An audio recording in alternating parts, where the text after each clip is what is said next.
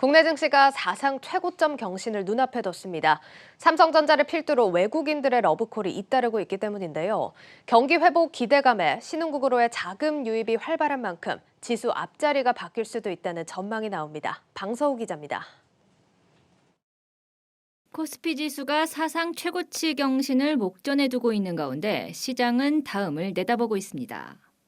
증권사들은 내년 코스피 예상 밴드 상단을 최고 3,000포인트까지 올려잡는 등 장밋빛 전망을 쏟고 있습니다.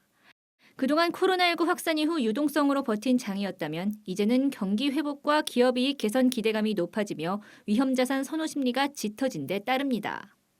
금융정보업체 FN가이드에 따르면 내년 코스피 당기순이익 컨센서스는 125조 5,284억 원으로 올해 추정치에 비해 50% 가까이 증가할 것으로 전망됩니다.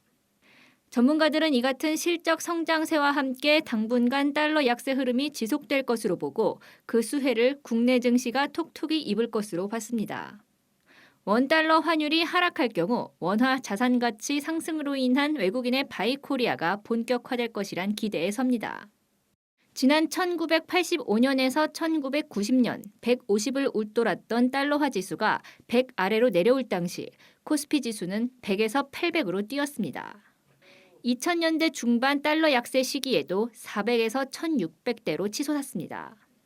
실제로 달러를 팔고 주식을, 그중에서도 신흥국 주식을 사는 움직임은 벌써부터 진행 중입니다. 최근 한 주간 글로벌 주식형 펀드에는 총 444억 6천만 달러, 우리 돈으로 49조 원 이상이 유입됐는데 이는 해당 통계가 집계되기 시작한 지난 2005년 이후 주간 기준으로는 최대 규모입니다. 이 가운데 신흥국 주식형 펀드에서는 코로나19 확산이 본격화된 지난 3월부터 9월 중순까지 약 600억 달러가 유출됐지만 최근 8주 연속 자금이 몰렸는데 160억 달러에 달합니다. 다만 아직도 줄어들지 않는 코로나19 확진자 수와 그에 따른 경제활동 봉쇄 우려, 여전히 협상이 지지부진한 미국 부양책 등은 시장 상승 속도를 다소 제한할 수 있다는 우려도 나옵니다. 미국의 추가 부양책이 지연될 가능성이 높아지고 있어서 증시가 불안정해질 수 있다는 점에 주목할 필요가 있습니다. 더불어서 유럽에 이어서 미국의 경제 봉쇄 가능성이 높아졌다는 점도 중요한데요. 코로나가 폭발적으로 증가하고 있는 미국에서 부양책이 지연된 가운데 봉쇄가 단행이 되면 가계 및 기업 신용 리스크가 부각될 수 있기 때문입니다.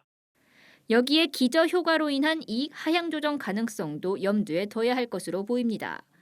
지금 상황으로는 내년 상반기까지 강세장을 보이다 하반기에 진입할수록 조정받는 상고하저 패턴이 유력하다는 지적입니다. 한국경제TV 방서우입니다.